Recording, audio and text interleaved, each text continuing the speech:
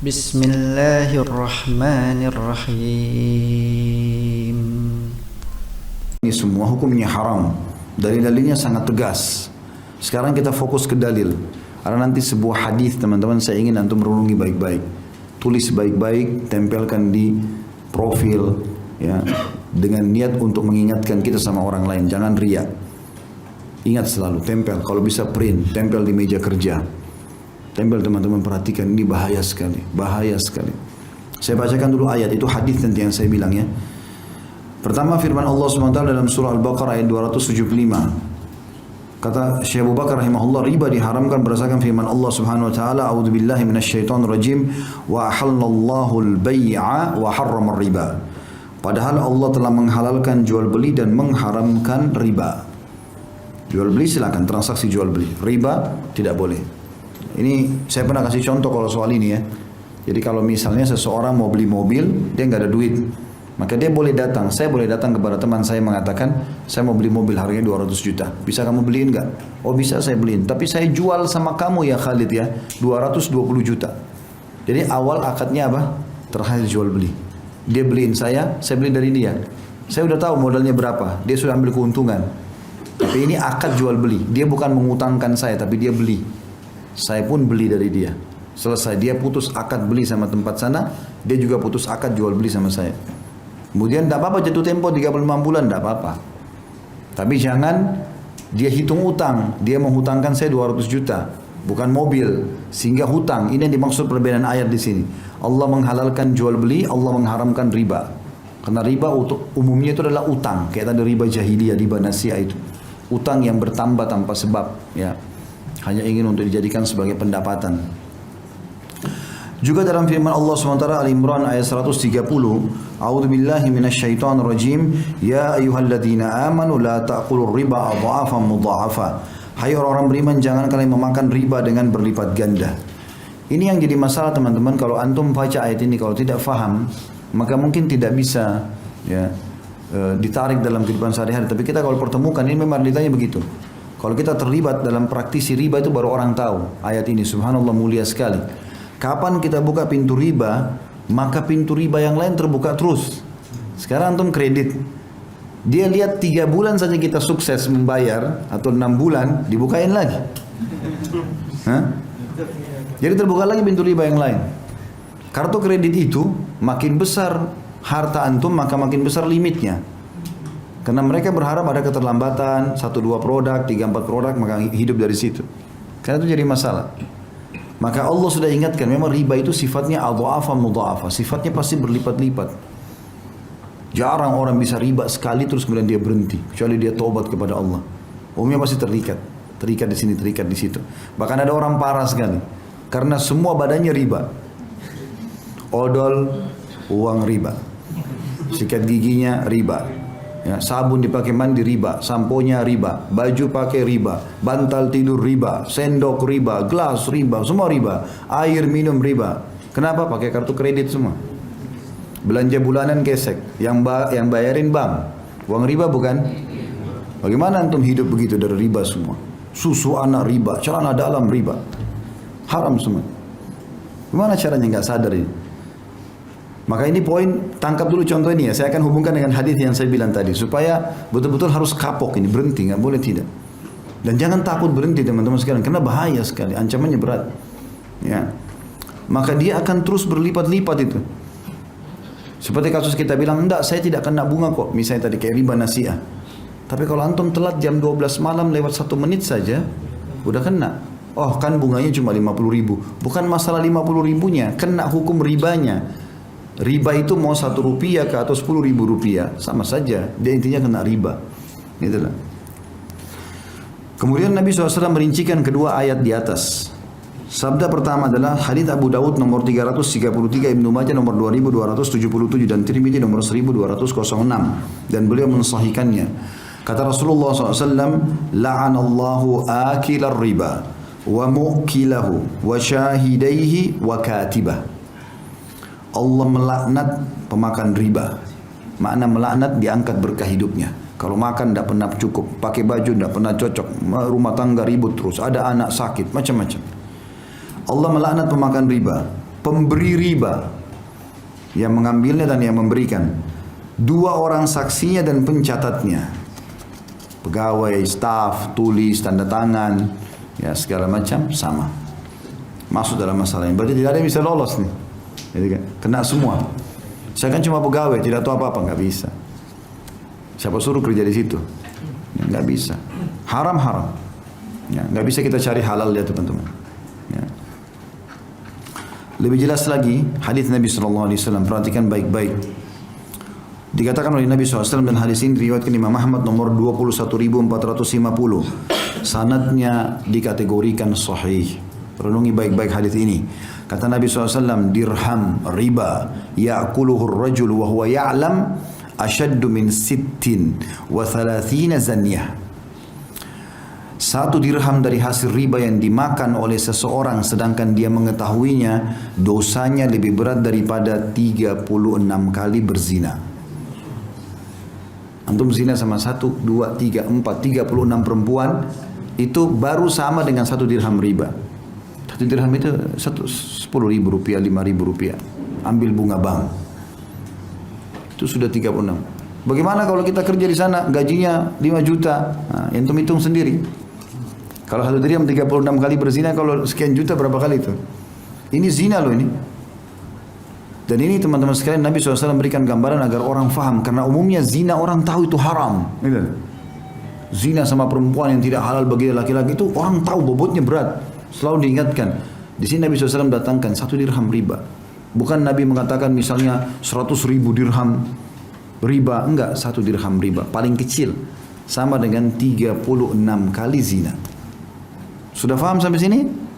Ini hadis yang lebih tegas lagi. Perhatikan setelahnya. Kata Nabi SAW, ini luar biasa teman. Saya kalau baca ini merinding, subhanallah. Hadis ini tegas, ini yang saya bilang tadi. Hadis ini disahihkan oleh Imam Hakim dalam kitab Mustadraknya. Kata Rasulullah SAW, Ar-riba 73 baban aisaruha ayyankiha ar-rajul ummah wa inna arba riba irdur rajulil muslim. Kata Nabi SAW, riba itu memiliki 73 pintu, 73 tingkatan.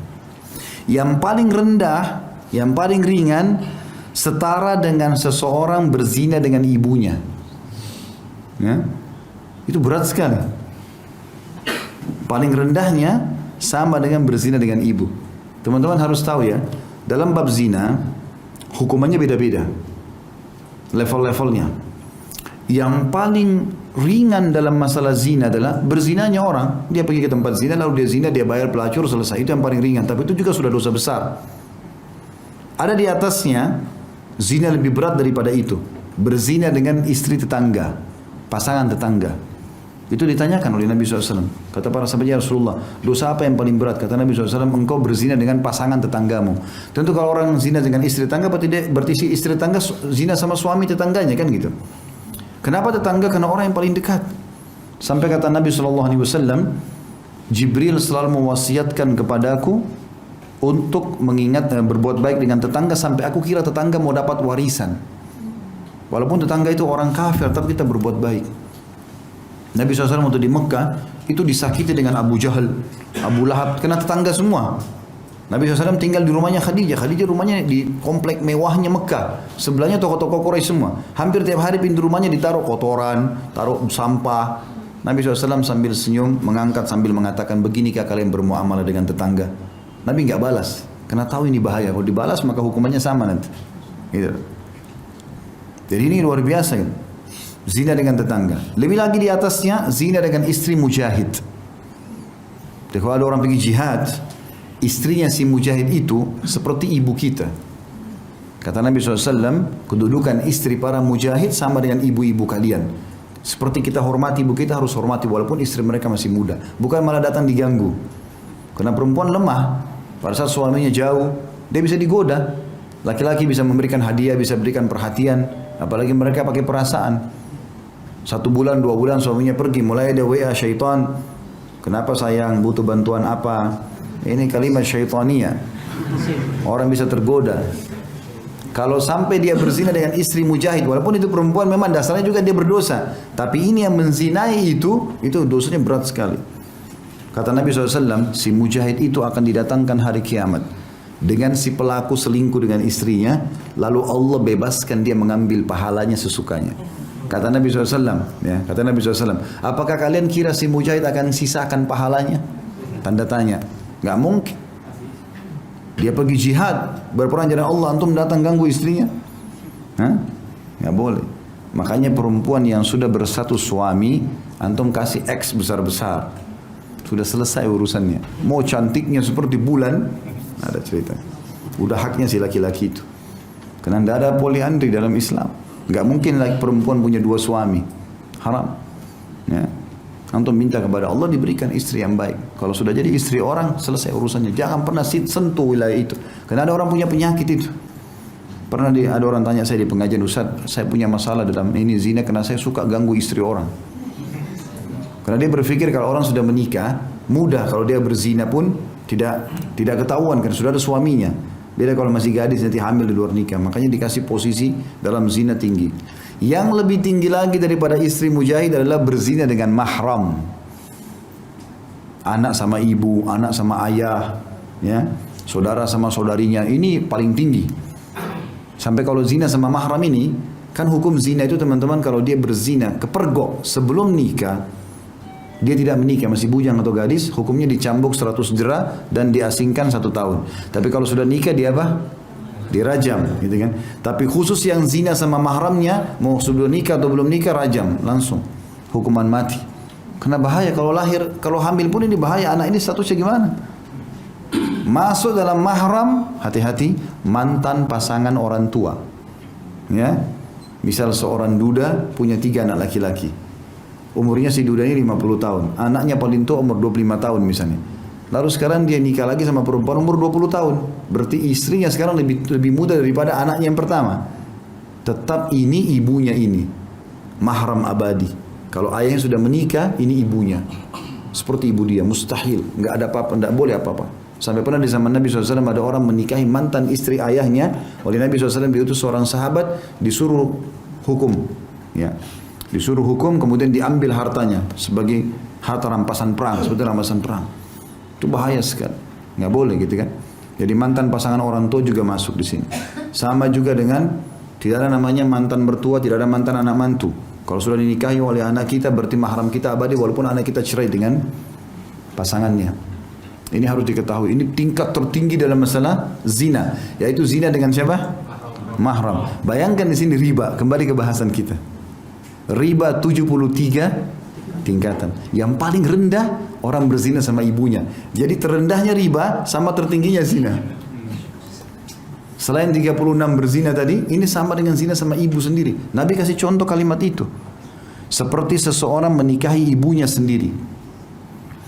Dan pintu yang paling berat, ini hati-hati teman-teman. Pintu yang paling berat dalam masalah riba, itu selevel setara dengan menodai kehormatan seorang muslim. Faham gak ini? Saya ulangi ya. Tertinggi dari zina adalah zina dengan mahram. Terendahnya riba sama dengan ini. Berriba ini berat sekali. Karena dia sama dengan hukumnya orang zina yang paling tinggi kan gitu. Tapi subhanallah ada yang lebih harus kita hati-hati. Tertingginya riba itu dosanya selevel dengan mencoreng kehormatan seorang muslim. Antum gosip, ngambil hartanya muslim, ya, apalah sakiti hatinya, itu sama dengan riba level ke-73. Ini hati-hati. Jangan antum buat masalah sama orang.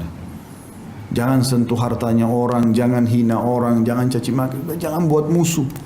Apalagi muslim, bahaya sekali. Bisa ditangkap nggak bahayanya nih? Ya, mencoreng kehormatan seorang muslim, merusak namanya, menggibah dia, memfitnah dia, segala macam, membongkar-bongkar aibnya. Ini selevel dengan dosa tertingginya riba. Ini naudzubillah minasyaitonir rajim. Alhamdulillahi rabbil alamin.